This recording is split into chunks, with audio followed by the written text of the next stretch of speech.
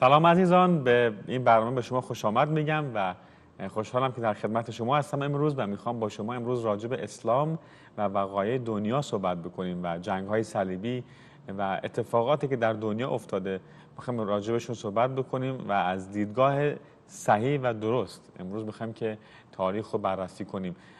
شاید شما همه راجع به جنگ‌های صلیبی شنیدین و متاسفانه خیلی ها مسیحیت و مسیحیان رو به خاطر در واقع جنگ‌های صلیبی مسئول میدونن. من بارها با مردم که صحبت میکنم همه وقتی میخوان مسیحیت رو محکوم بکنن میگن جنگ‌های صلیبی مثلا مسیحی‌ها جنایت کردن، در حالی که کاملا این در واقع حرفا اشتباه هستش و با تاریخ مطابقت نداره. مسیحی‌ها هیچ وقت به کسی بدی نمیکنن، چون کتاب مقدس به ما گفته که این کار انجام ندیم. کتاب مقدس به ما گفته که دشمنت رو ببخش، دعا کن واسه بچه، واسه مردم، واسه در واقع دنیا، واسه مردم دنیا.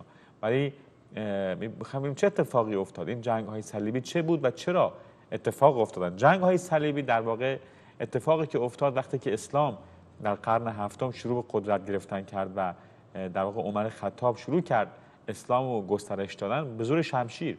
یعنی اسلام نه با اینکه مردم اسلام رو بشنون و واقعا بهش ایمان بیارن، مردم به زور، یعنی اجداد ما و شما به زور مسلمان شدن. شمایی که برای اسلام غیرت داری و برای اسلام خیلی دلت میتپه، شما رو به زور اجداد شما رو، پدر و مادر شما رو و اجداد شما رو به زور مسلمان کردن، با زور شمشیر، با تجاوز، با کشتار، با خونریزی، دقیقاً مثل داعش.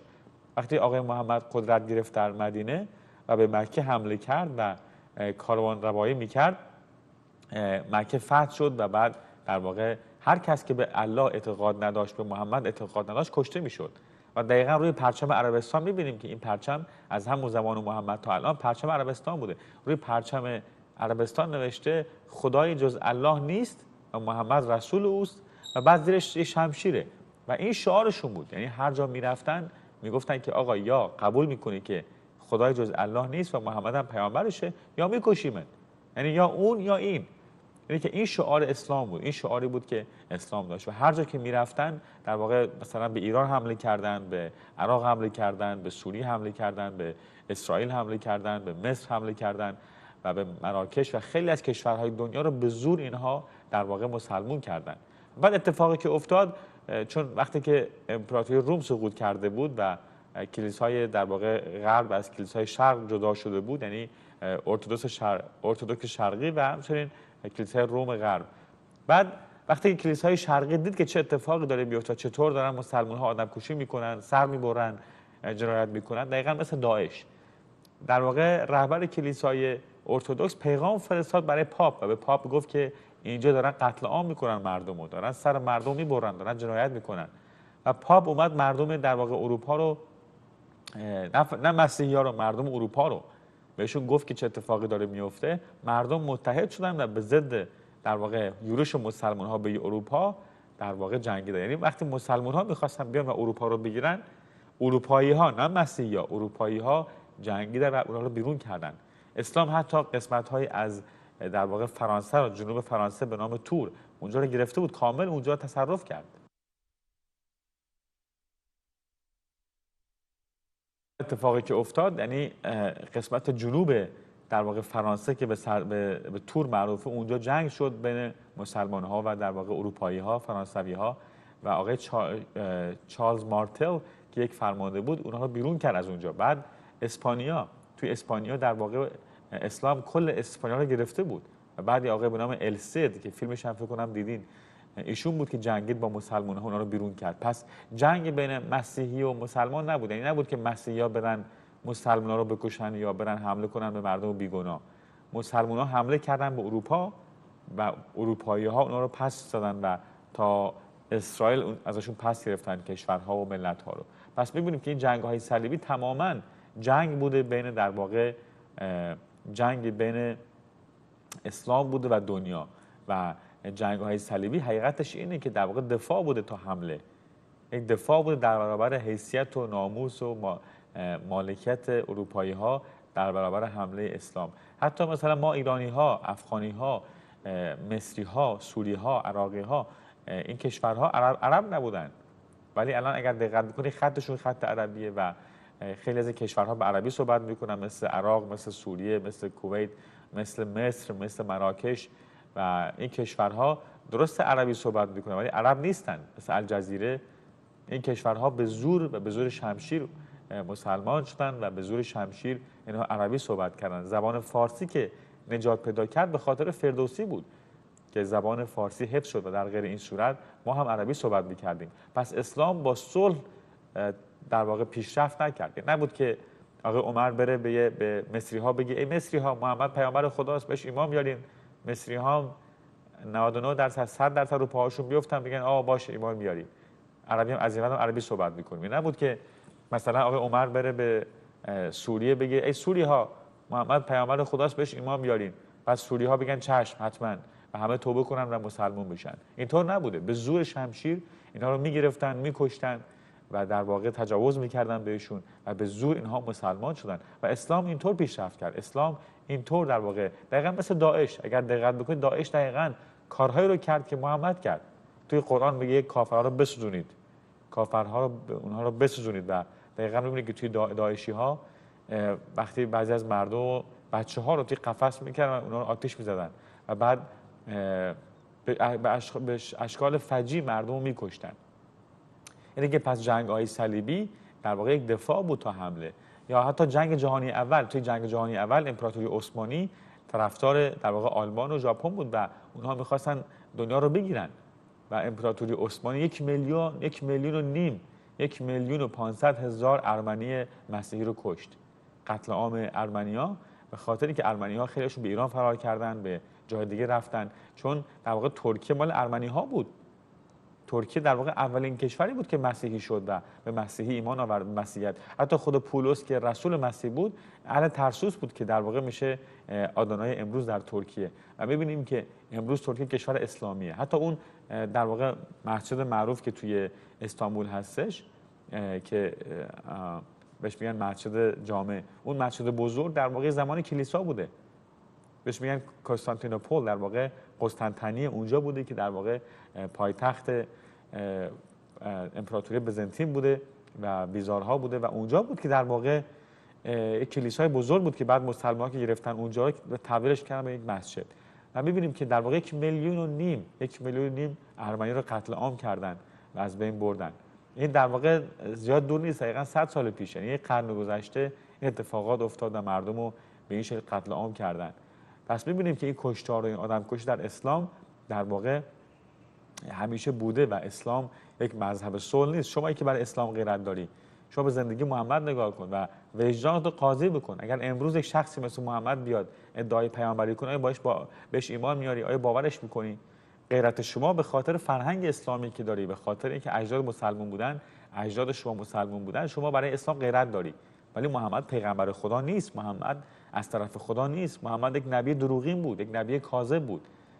و زندگی محمد که نگاه میکنی میفهمی. حتی مسیح به ما هشدار داد که مواظب باشین، بعد از من خیلی ها میان به اسم پیامبر، به اسم نبی و خیلی ها رو فریب میدن. گفت از رفتارشون بشناسینشون. گفت آیا درخت انگور خار میاره یا آیا درخت خار انگور میاره؟ گفت درخت خار انجیر میاره. پس گفت یک نبی خوب هم نمیتونه میوه بد بیاره. و اگر به زندگی محمد نگاه کنی، محمد چه کارهایی که نکرد. این همه زن گرفت، در قافله ربایی میکرد و به قافله ها دستبرد میزد، مردان رو میکشت، زنها رو میگرفت، اموالشون رو میگرفت. یک روستای به نام بنی قریظه، همه یهودی بودن، 700 نفر رو در یک روز محمد کشت. عرضم به حضورتون جوانترین زن محمد 9 ساله بود، عایشه 9 سالش بود که در واقع وقتی محمد باش ازدواج کرد محمد 53 سالش بود. 9 ساله بود که رابطه جنسی باش برقرار کرد. پس ببینیم که یک مرد 53 ساله که میری با این دختر 9 ساله همخواب میشه، آیا شما به همچین کسی پیغمبر میگین، پیامبر خدا میگین؟ آقا وجدانتون رو قاضی کنید. شما میگن آقا اون موقع فرهنگ اینجور بوده، اون موقع دخترای عرب بزرگ میشن. حالا بگیم بر فرض این حرف شما هم درست، آیا برای کسی که ادعا میکنه بزرگترین مرد تاریخ، پیامبر، خاتم الانبیاست، پیامبر خداست که اومده مردم رو به راه راست هدایت بکنه، اومده به مردم اخلاق یاد بده، اومده مردم رو در واقع به راه درست ببره، آیا همچین کسی باید بیاد در واقع اسیر فرهنگ بت پرستا بشه؟ مگه نمیگن عرب ها بت پرست بودن و بچه‌هاشون زنده به گور میکردن و از این حرفا که همه دروغ بوده؟ اتفاقا عربستان یک کشوری بود که بسیار آزاد بود. توی مکه و مدینه مکه و مدینه مثل نیویورک و لس آنجلس بودن، همه آزاد بودن، بت پرست، مسیحی، یهودی، بی خدا، خداپرست، همه نوع انسان ها اونجا بودن. کسب و کار میکردن، خرید و فروش میکردن. محمد که اومد گفت نه، فقط الله رو باید پرستش بکن، فقط الله رو. الله هم یک بت بوده، بت در واقع اینا پرستندگان ماه بودن، ماه رو پرستش میکردن. به خاطر اینه که سمبل مسلمان ها یک ماه هستش. شما روی مسجد هاشون نگاه کنید، یا پرچم ترکیه، پرچم خیلی از این کشورهای اسلامی، یک در واقع هلال ماهه. این هلال ماه سمبل در واقع همون ماهی بود که اینا پرستش میکردن، یک بت بوده. این سنگ حجرة الاسود که توی عربستان توی کعبه هستش و مردم میرن دورش میگردن و پول میدن و میبوسن و دست میزنن، شکل زنانگی داره، حالت زنها رو داره. و این به خاطر بود یکی از خداهایی که پرستش میکردن در واقع خدای باروری بوده و میرفتن و اونجا زنهایی که باردار نمیشدن میرفتن اونجا و از این بت کمک میخواستن، از این سنگ که بهشون بچه بده. و به خاطر اینه که میگن در واقع وقتی مریم میخواست وقتی فاطمه میخواست بچه دار بشه، یا مادر علی یا فاطمه رفت اونجا و اونجا بود که در واقع بچهش به دنیا اومد و از این حرفا، چون اونجا در واقع باور داشتن که اگر زنی که نازا هستش اونجا بره بچه دار میشه. این در واقع همه از بت پرستی میومده. و شما الان میری خیلی دلت خوشه، میری مکه فکر میکنی حاجی شدی و برمیگردی و دلت خوشه که گناهات بخشیده شد، ولی اشتباهه.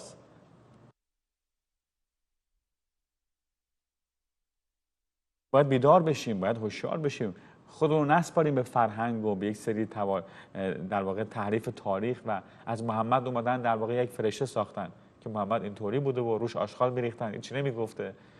علی خیلی نمیدونم شب تو کیسه ها غذا میریخته میبرده به فقرا میداده. این قصه ها رو باور نکنید عزیزان. علی قاتل بوده، شمشیر با سر 700 نفر در یک روز برید. آخه چه انسان درستی تو یک روز سر 700 نفر رو میبره؟ آدم بیگناه، نه دشمنان. اینا دشمن محمد نبودن. اینا بعضی میگن آقا اینا دشمنان اسلام بودن. نبودن، اینا زنا و بچه‌ها بودن، اینها مردم بیگناه بودن. بنی قریظه یک طایفه یهود بود که توی عربستان صحیح و سالم زندگی میکردن. بین مسیحی بود، یهودی بود، بی خدا بود، با خدا بود، بت پرست بود، همه با هم دور هم زندگی میکردن. کسی کار به کسی کار نداشت. به خاطر همه بود که در واقع خدیجه که زن اول محمد بود یک زن یهودی بود و یک تاجر موفق بود. امروز زنها توی عربستان حتی نمیتونن آپارتمان اجاره بکنن، نمیتونن دادگاه برن، نمیتونن هیچ کاری انجام بدن. حقشون، حقوقشون همه نصف یک مرده. حتی رانندگی نمیتونن بکنن. الان مثل که اخیراً میخوان بزنن که رانندگی کنن. ببین قرن 21 زنها نمیتونن رانندگی کنن، باید با حجاب و روبنده بیان بیرون. پس زمان بت پرستا عربستان خیلی بهتر بود. و بیشترین فساد هم از همون عربستانه. بیشترین فساد اخلاقی از عربستان و کشورهای اسلامیه. شرکت گوگل اخیراً اعلام کرده بود که در واقع بیشترین جستجو توی اینترنت برای در واقع فیلم‌های جنسی بچه‌ها و این چیزها از پاکستان بوده. پاکستان که از هندوستان جدا شدن، از کشمیر، اینها فکر کردن چون جمعیت مسلمان‌ها که زیاد شد توی هندوستان، اینها اعلام استقلال کردن و خودشون جدا کردن از هندوها. به هندوها گفتن که شما نجسین، ما پاکیم. و به خاطر اسم خودشون پاکستان گذاشتن. به زبان اردو میگن ما پاکستان هستیم، استان پاک. و کثیف‌ترین کشور توی دنیاست، هم از لحاظ بهداشتی هم از لحاظ اخلاقی. پس ببین اسلام هر جا رفته با خودش نابودی برده، با خودش بدبختی و فلاکت و در واقع ناپاکی برده. ولی شما می‌دونید اسلام و ایران در واقع عرفان ایران، مردم عرفانی و در واقع شعرای ایرانی، اونها به خاطر فرهنگ اخلاقی که داشتن اسلام و یه رنگ و آب خوب بهش دادن و اسلام تبدیل به یه فرهنگ شد تا اینکه در واقع یک عقیده زمخت و خشک و در واقع زبر. به خاطر اینکه اسلام شد فرهنگ. مثلا مادر بزرگمون ما رمضان نماز میخون، روزه میگرفت، فکر میکردیم اسلام اینه مثلا. بعد مثل دین قبولش کردن خیلی ها، ولی ریشه اسلام، حقیقت اسلام اینه که تاریکه. درست فرهنگ شده الان. مثلا مادر بزرگ من دعا میکرد، مادرم دعا میکرد، روزه میگرفت، عید قربونی میدادن و عرضم به حضورتون عید فطری میدادن و توی این مساجد میرفتن. یه فرهنگ شده بود، یه مذهب شد. ولی اسلام یک سیستم ارتشی و نظامیه که هدفش اینه که دنیا رو بگیره و باور دارن که تا دنیا زیر سلطه اسلام نیاد، در واقع تا دنیا زیر سلطه اسلامی است صلح نخواهد بود. به خاطر اینه که خدیجه زن یهودی در واقع محمد زن آزاد بود، تاجر بود، بعضش خوب شده بود. زنها آزاد بودن، یهودی آزاد بودن، مسیحی آزاد بودن. الان امروز قرن 21 اگر شما مسیحی باشی یا یهودی باشی یا بودا باشی یا بودایی باشی یا هندو باشی، هر مذهب بی خدا باشی، نمیتونی به شهر مکه بری. یعنی یک غیر مسلمان حق نداره پاشو توی مکه بذاره. پس ببین چه آزادیه. اگر فردا مثلا شهر لس آنجلس یا واتیکان بگیم که مرکز کاتولیکا هستش، بگی آقا ما نمیخوایم مسلمان‌ها بیان توی روم، ببین چه آشوبی میشه، چقدر میگن اینا نجات پرستن، اینا اینجورین. ولی شما امروز نمیذارن یه غیر مسلمان وارد مکه بشه. من یادمه وقتی بچه بودم تو شیراز چند تا توریست اومدن ایران، شیراز بودن، ما شیراز زندگی میکردیم. بعد این توریست‌ها که اومدن، من دقیقاً یادمه با مادرم رفتیم شاهچراغ. جلوی شاهچراغ که بودیم دیدیم که فکر کنم 10-15 نفر توریست از اروپا از هر جا اومده بودن. بعد اینا می‌خواستن برن توی شاهچراغ، نمیذاشتن برن توی شاهچراغ، میگفتن اینا پاهاشون عرق کرده، چون تابستون بود، پاهاشون کفش پاشون بود، خب لابد پاشون عرق کرده بود.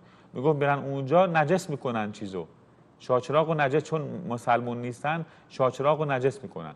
بنده خدا رو چادر سرشون کرده بودن، روسری سرشون کرده بودن، میگفتن نباید بذاریم برن تو شاهچراغ چون نجس میشن.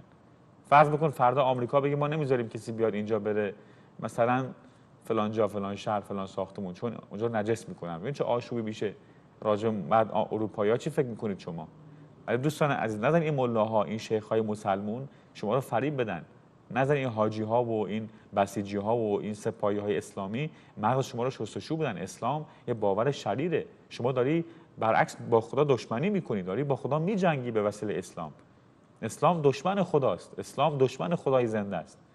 هدف اسلام این بود که دنیا رو نابود بکنه و مردم رو اسیر بکنه. یک باور شیطانی و تاریکه. محمد رفتارهاش، کارهاش، کاری که محمد کرد، وقتی که محمد در واقع داشت قدرت می‌گرفت توی عربستان، یه مردی به نام النادر راجع به محمد شعر گفته بود که این آقا اینجوریه، محمد رو مسخره کرده بود. بعد محمد گفت کی اینو میکشه واسه من؟ رفتن و نادر رو ترور کردن. بعد یه خانم یهودی دیگه به نام اسماء وقتی اون شنید که در واقع با نادر چه کار کردن، اونم شعر نوشت راجع به محمد. بعد گفت کیه که جون این زن رو برای من بگیره؟ و 2 نفر از یاراش رفتن و در واقع این زن داشت بچه‌هاشو شیر میداد، 4-5 تا بچه داشت، در حال غذا دادن به بچه‌هاش بود. این زن رو در واقع با چاقو زدن و کشتنش. اینه که در واقع چه کار میکنه؟ اینه که در واقع این زن کشته شد و یعنی اسلام اینطور پا گرفت، اسلام اینطور قدرت گرفت، اسلام اینطور پیشرفت کرد به زور شمشیر و خونریزی و اینه که چه جنایت هایی که نکردن اینها. همین 11 سپتامبر از بعد برمیگرده، بعضی میگن آقا نه این اسلام واقعی نیست، اینها اسلام رو تعریف کردن. نه، این قرآن، خود قرآنه. سوره توبه آیه 29 میگه بکشید هر کس را که به الله و به روز قیامت و به پیامبر اسلام و به آنچه الله و پیامبرش در واقع حرام کردن و به دین حق که اسلامه میگه باور ندارن. میگه بکشینشون مگر اینکه جزیه بدن. جزیه پول و خونه. یعنی کشورهای اسلامی از غیر مسلمان‌های پول میگیرن به نام جزیه. یعنی پول در واقع پول خونه، یعنی مالیاتی که میدن که کشته نشن چون مسلمان نیستن. بعد شما میگی آقا اینا مسلمان نیستن، اینا اسلامو تعریف کردن. این خود اسلامه. در واقع ما اسلامو تعریف کردیم. ما ایرانی‌ها که اسلامو رنگ و روش خوب کردیم و در واقع میگیم اسلام خوب و صلح آمیزه، ما تعریفش کردیم. اسلام واقعی اسلام داعش، اسلام طالبانه. اون اسلام واقعیه، با کشتار و خونریزی و اینه که اینطور نیست دوستان عزیز. پس بیدار بشیم. جنگ‌های صلیبی حمله مسلمان‌ها به اروپا بود و اروپایی‌ها اونا رو بیرون کردن. و امروز هم اگر که اروپایی‌ها بیدار نشن، اگر مردم اروپا بیدار نشن، بهتون قول میدم روزی میرسه که باز چه کشتار و خونریزی‌هایی که نشه. همین امروز میگن توی لندن و پاریس و بعضی از شهرها محله‌هایی هست که غیر مسیحی، غیر مسلمان حق نداره بره. یعنی شما اگه مسیحی باشی یا غیر مسلمان باشی، هر چی که باشی، تو محله باشی، میگن ماشین تو شیشه‌هاشو میشکنن، رنگ میکنن ماشین تو، شیشه مغازه تو میشکنن که از اونجا بری، از اونجا در واقع نقل مکان کنی.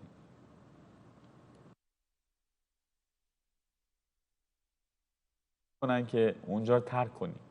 یعنی که این اسلام دوستان عزیز. پس باور نکنید اسلام دین حق نیست، اسلام از خدا نیست. شما که برای اسلام رگ غیرت داری و غیوری و میگی اسلام اینجوری محمد اونجوری، میری تو این حسینی ها زنجیر میزنی، سینی میزنی، شما داری از در واقع از یه باور شیطانی پیروی میکنی، از خدا نیست. پس امروز تشویقتون میکنم که برگردین و به سوی خدای زنده بیاین. عیسی مسیح اومد که ما محبت یاد بده. عیسی مسیح 3 سال و نیم تعلیم داد، نه شمشیر کشید، نه دانشگاه رفت، نه لشکر داشت، نه ارتش داشت، نه ثروت زمین داشت که بخوایم بگیم با پولش کسی رو در واقع معجوب خودش کرد، ولی دنیا رو عوض کرد با محبتش. بعضی میگن نه آقا اگر مسیح هم وقت زیاد بهش بده این کارو میکرد. مسیح خودش بارها گفت که منو میکشن، بارها در واقع اون نانو گرفت پاره کرد، گفت که در واقع این است بدن من که به خاطر شما داده میشه. بعد نانو گرفت گفت این است، بعد جامو گرفت گفت این خون منه که به خاطر شما ریخته میشه. بارها به شاگرداش گفت که چه اتفاقی واسش خواهد افتاد، ولی گفت وقتی منو کشتن 3 روز بعد زنده میشم. و عیسی زنده شد و عیسی خداونده، عیسی پادشاهه. مذهب نیست، عیسی دین نیست. هیچ وقت مسیحیت رو با مذهب اشتباه نگیرین. شاید متاسفانه امروز توی دسته‌بندی ها مسیحیت هم کردن جز یکی از مذاهب، ولی مسیحیت مذهب نیست. اینکه مسیحیت رابطه زنده با خداونده. مسیحیت اینه که وقتی ما با خدا یک رابطه زنده و یک رابطه عاشقانه داریم و خدا رو شناختیم و قلبمون ختنه شده، رفتارمون عوض میشه وقتی قلباً مسیحی میشیم. من خودم مسلمان بودم، به عیسی که ایمان آوردم زندگیم عوض شد. پس عیسی مسیح شما رو دوست داره. مسیحیت مذهب نیست، دین نیست، بلکه رابطه زنده با خدای زنده است. میگه پس اسلام رو کنار بذارید، به سوی خدای زنده بیایید. مسیح هزاران سال پیش توی کتاب مقدس، توی تورات، توی زبور، توی نوشته های انبیای یهود راجع به اومدن مسیح پیشگویی شد. مثلا در کتاب اشعیا راجع به مرگش، اشعیا 57 راجع به مرگش که چطور کشته میشه، اذیتش میکنن، شکنجهش میکنن، شلاقش میزنن، راجع به اینها صحبت میکنه که خدا جان اونو کفاره گناهان میکنه. توی اشعیا باب 7 آیه 14 راجع به این که از باکره متولد میشه صحبت میکنه. باب 9 آیه 6 راجع به این صحبت میکنه که او خدای زنده است که به شکل انسان میاد. مزمور 22 راجع به این صحبت میکنه که دست و پاشو سوراخ میکنن و برای ردایی که داشت قرعه میاندازن. وقتی مسیح رو مصلوب کردن دست و پاشو سوراخ کردن و برای لباسی که داشت سرباز رومی قرعه انداختن. تمام اینها هزاران سال قبل از مسیح پیشگویی شده بود. یعنی خدا با برنامه ریزی، با نشانه هایی که توی تاریخ خدا گذاشته بود، با رد پایی که در تاریخ گذاشته بود، وقتی مسیح اومد تمام اون پیشگویی ها رو، اون نشانه ها رو پر کرد. این نبود که یهو بیاد بگه من پسر خدام، اومدم به خاطر شما بمیرم.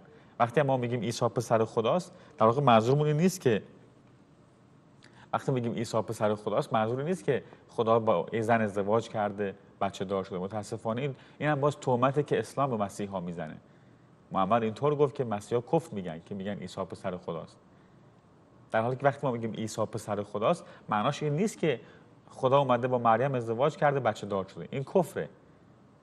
تولد مسیح معجزه بود. خدا معجزه کرد که از طریق یک زن مسیح به این جهان بیاد.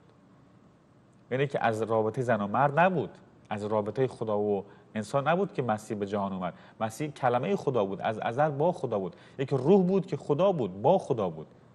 یعنی خدای پدر، کلمه خدا و روح القدس از ازل با هم بودن و کلمه به شکل انسان اومد روی زمین و به اسم عیسی ما اونو میشناسیم. عیسی اسم خداست، یعنی یهوه نجات است. توی عهد عتیق، توی تورات، وقتی خدا خودش رو معرفی کرد به موسی، گفت من هستم آن که هستم، یا یهوه. بعد اسم عیسی به زبان عبری میشه یاشوع، یعنی یهوه نجات است، یعنی همون اسم خداست. این خدا به شکل انسان اومد روی زمین که گناهان ما رو کفاره کنه، که بار ما رو به دوش بگیره، که بار ما رو متحمل بشه و بهای گناهان ما رو پرداخت کرد. اینه که عیسی اومد، نه شمشیر کشید، نه ارتش کشید، نه لشکر کشی کرد. حتی وقتی اومدن که بگیرن مسیح رو بگیرن که ببرن مصلوبش بکنن، یکی از شاگرداش پتروس می‌خواست دفاع کنه ازش با یه خنجری که داشت. مسیح گفت شمشیر تو بنداز. گفت اونی که با شمشیر زیست بکنه با شمشیر هم میمیره. مسیح هیچ وقت طرفدار خشونت نبود. پس ببینیم که نمیتونیم بگیم محمد اومد خودش قاطی این پیامبران کرد که آره من و مسیح و موسی و ابراهیم ما اولوالعزمیم.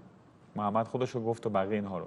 خودش رو قاطی این جمع کرد، در حالی که اینطور نبود. محمد هیچ رابطه‌ای با مسیح و مسیحیت و انجیل نداره. تمام انبیایی که اومدن از طرف خدا، تمام این انبیا اول اشخاص معمولی مثل من و شما بودن که خدا انتخابشون میکرد و ازشون استفاده میکرد.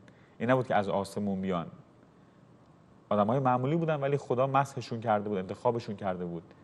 بعد این اشخاص در واقع پیغام خدا رو اعلام میکردن و با حرفای پیغمبر قبلی حرفاشون مطابقت داشت، یعنی همدیگه رو نقض میکردن.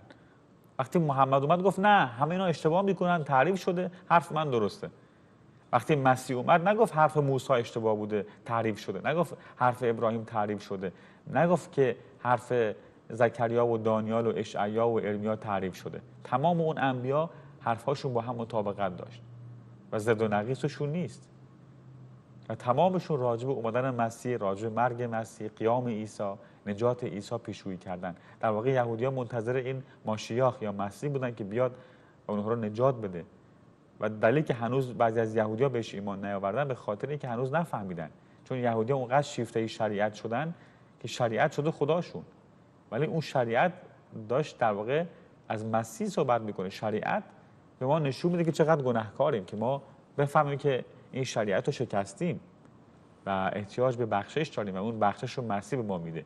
ولی اونقدر یهودی‌ها چسبیدن به همون رسم و رسومات و شریعت، فکر میکنن با انجام اون کارها خداوند رو میشناسن. ولی خیلی از یهودی‌ها دارن ایمان میارن به عیسی مسیح. خیلی از یهودی‌ها در دنیا الان دارن به عیسی مسیح ایمان میارن. پس عیسی شما رو دوست داره. عیسی خداونده و عاشق شماست. وقتی میگیم عیسی پسر خداست، این کلمه پسر در زبان یونانی یعنی کسی که در واقع میتونه شخصیت پدرش رو نشون بده یا شخصیت دیگری رو نشون بده. اگه من بگم که شما مثل برادر منی، مثل خواهر منی، معنیش این نیست که شما معزی پدر و مادر به دنیا اومدید. معنیش اینه که در واقع شما فکرت هم مثل من، هم فکر منی، میتونی مثل من رفتار میکنی. و به خاطر همینی که وقتی ما میگیم عیسی پسر خداست، یعنی تنها کسی بود که میتونست شخصیت و ذات خدا رو نشون بده.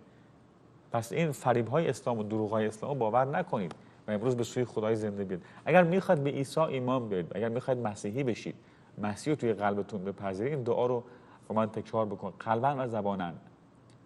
و امروز توبه کن و به سوی خدای زنده، خدای حی بیا. اسلام خدای حی و خدای زنده رو به شما معرفی نمی‌کنه. اسلام یک فریب بیشتر نیست. اسلام یک روح ضد مسیحه که هدفش جنگیدن با مسیح و انجیله. پس این دعا رو با من تکرار کن اگر می‌خوای به عیسی ایمان بیاری و از اسارت اسلام و از مذهب آزاد بشی. پس بگو ای خدا، ای پروردگار من، ای خالق من، امروز به نزد تو میام. اعتراف میکنم که گناهکارم و نمیتونم با اعمالم خودم رو نجات بدم. ولی امروز به وسیله خون عیسی مسیح به نزد تو میام. اعتراف میکنم که گناهکارم. عیسی مسیح، من ایمان دارم که تو خداوند هستی، که به خاطر من انسان شدی و بر روی صلیب به جای من مصلوب شدی و 3 روز پس از مرگ زنده شدی. ای عیسی مسیح، امروز از تو میطلبم که وارد قلب و زندگی من بشی. گناهان منو ببخش و یک زندگی تازه به من عطا فرما. عیسی مسیح، از تو ممنونم. منو با روح القدس پر بساز و یک زندگی تازه به من عطا فرما. در نام عیسی مسیح. از امروز تو خداوند منی عیسی و من پیرو تو هستم. من دیگه مسلمان نیستم، بلکه یک مسیحی هستم. فرزند خدا هستم. در نام عیسی مسیح. آمین. دوستان عزیز، تبریک میگم بهتون. اگر این دعا رو قلباً و زباناً تکرار کردین، بهتون تبریک میگم. شما امروز انجیل میگه از روح خدا متولد شده. معناش این نیست که وقتی میگم در واقع شما فرزند خدایی، معنیش این نیست که شما از در واقع خدا مثلا از لحاظ جنسی نمیگم، از لحاظ جسمی نمیگیم. فرزند یعنی روحت از خدا متولد شده و اینکه خداوند شما رو دوست داره و برای شما ارزش قائل، براتون برنامه‌های خوب داره و بهتون کمک میکنه و گناهاتون بخشیده شده. اگر به عیسی ایمان آوردین گناهاتون بخشیده شده. و این معنیش نیست که میتونیم بریم هر کاری میخوایم بکنیم چون مسیح گناهامون رو بخشیده. چون وقتی به عیسی ایمان میاری قلبت هم عوض میشه، قلبت ختنه میشه، دیگه نمیخوای کارو بد کنی، میخوای از خدا اطاعت بکنی چون خدا رو دوست داری. پس فیض خدا باهاتون باشه. ما بنویسید، خوشحال میشیم از شما بشنویم. در نام عیسی مسیح، آمین.